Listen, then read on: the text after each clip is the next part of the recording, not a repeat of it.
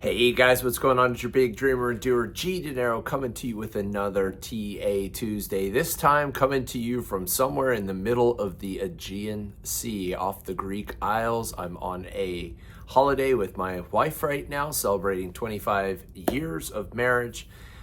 And so I don't have charts today, but I didn't want to let everybody down, especially with all the excitement that we've had over the last week. Please remember, none of this is tax, legal, financial investment advice. It's your buddy G Dinero helping you increase your financial literacy to help set you and your family on that path to financial freedom. So with no further ado, let's jump right in.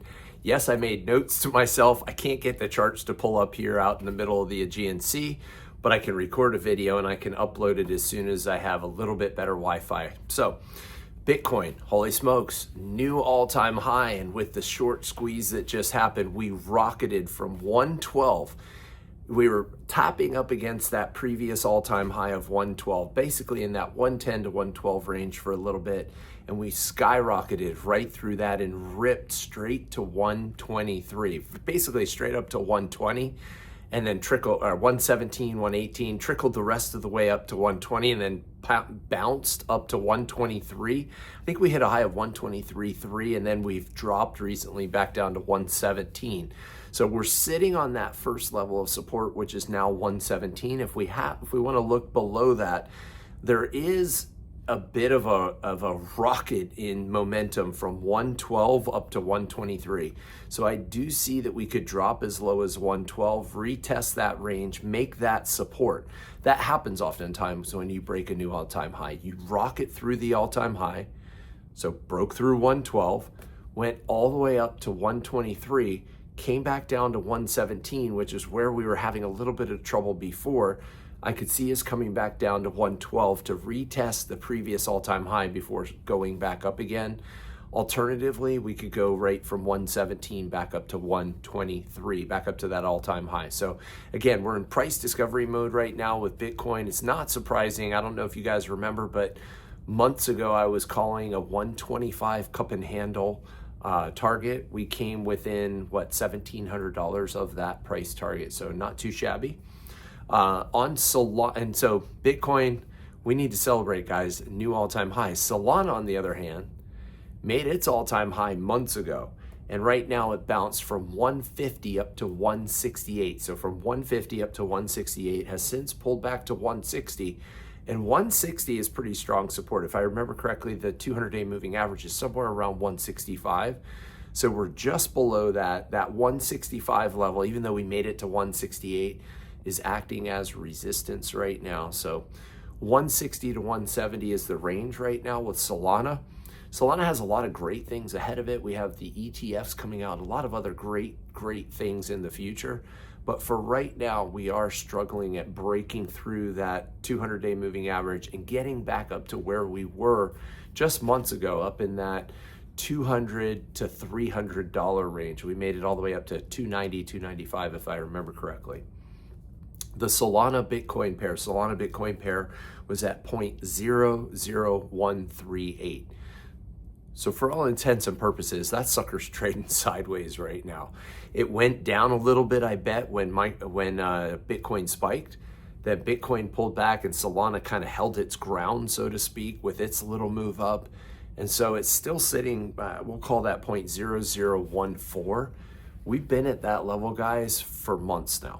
If I remember correctly, like 2 months. So 0014, I said that's the floor. We really need Solana to start taking off. When it does, we'll be retesting 0015, 00175, and getting back up into that 002 and higher.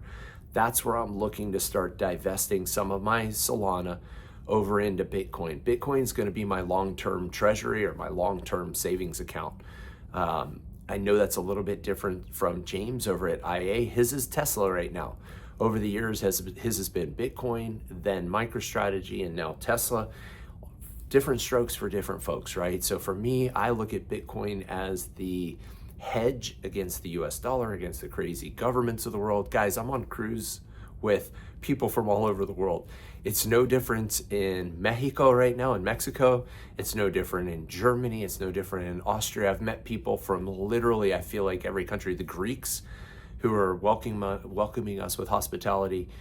Central banks around the world are devaluing the dollar like it's going out of style, and people are looking for that that hedge, that store of value. And in my opinion, that store of value is Bitcoin. Again, not financial advice, but friendly advice from your friend G Dinero. MicroStrategy. So MicroStrategy was sitting around that $400 level, plus or minus, right? We were down to 370, 380, made it up as high as 425.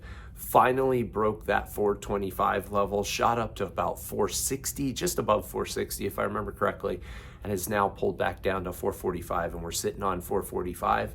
435 to 447 was what we call a gap up. It closed on July 11th, right around 435, and gapped up or opened on July 14th at 447. With a gap up like that, oftentimes those gaps fill. You guys have heard me talk about that before. So I wouldn't be surprised to see 435 again before the next move up with MicroStrategy. That's cool. The thing's taking a breather. That's normal for a stock when it pops up so fast to take that breather and then go back up again. So that's what I see with MicroStrategy right now. 450 is the next level. Above that, it's really 500, right? There's not a whole lot of other resistance levels until you get to 500, maybe 480 a little bit, but 480 to 500 is the next level of resistance on the way up. Support right now is around 435.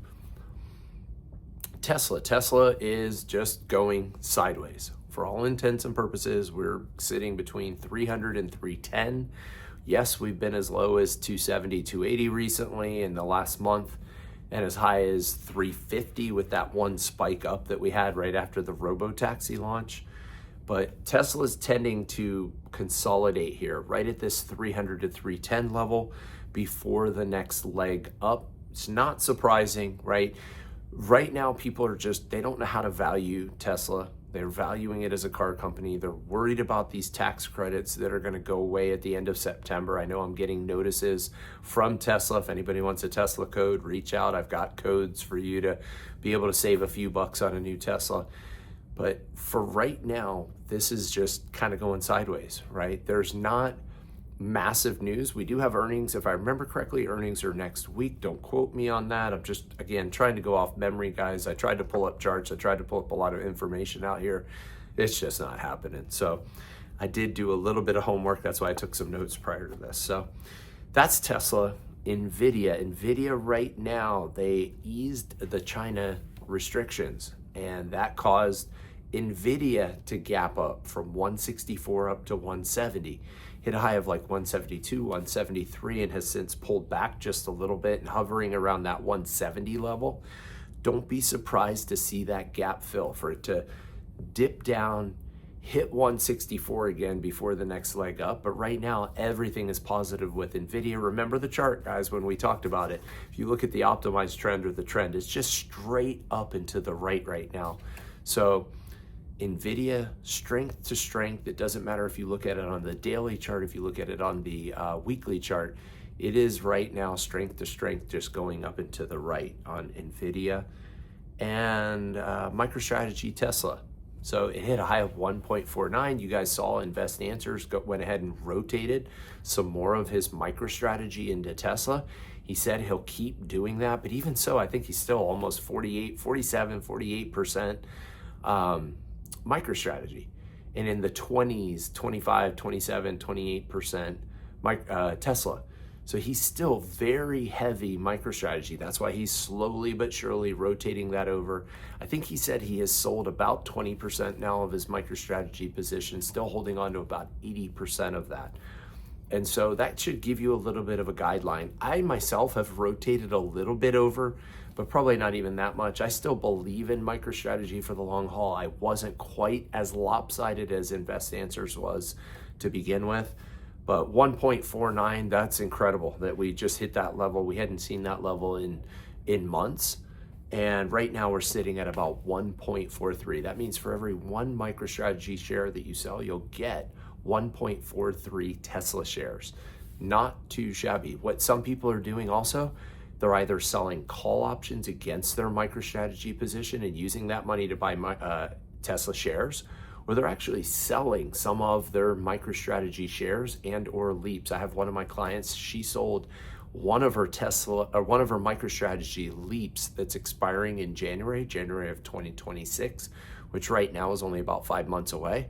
She sold that MicroStrategy leap and used the proceeds to turn around and buy a couple of Tesla leaps. So she's already looking out into 2027 with the Tesla position. Great trade on her part, Karen. Well done. You know who you are. And finally, STRF, STRK. People kept asking me, are these things going to go up forever? And I said, no.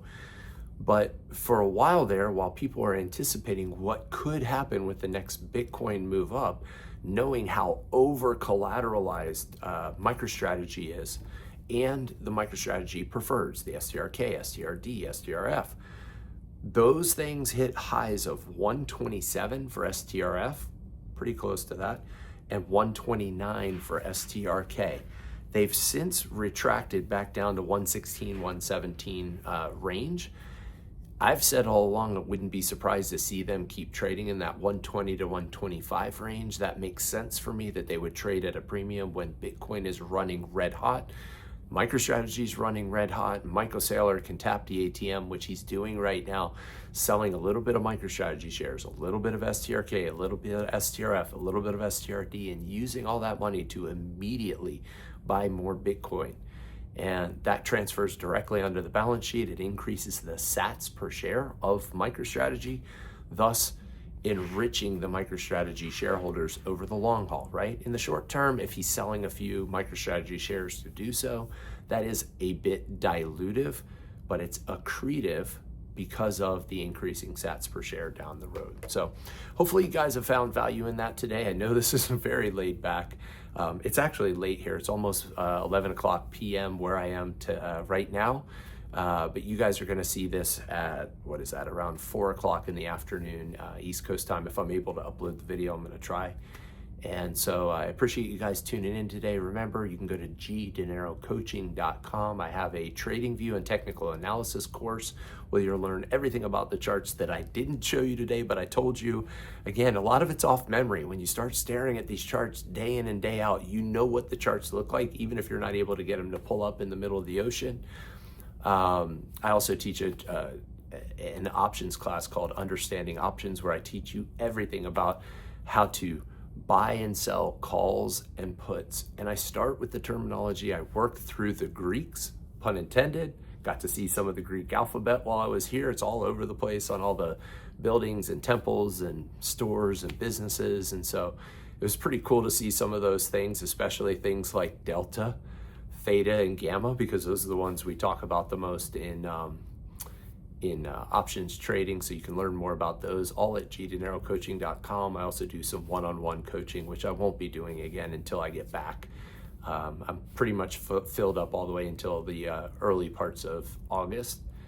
And finally, remember, I'm G Dinero. I'm here to help you increase your financial literacy, to help put you and your family on that path to financial freedom. So thanks for tuning in, guys. Hope you enjoyed the laid back format, and I will catch you guys on the next one. Take care.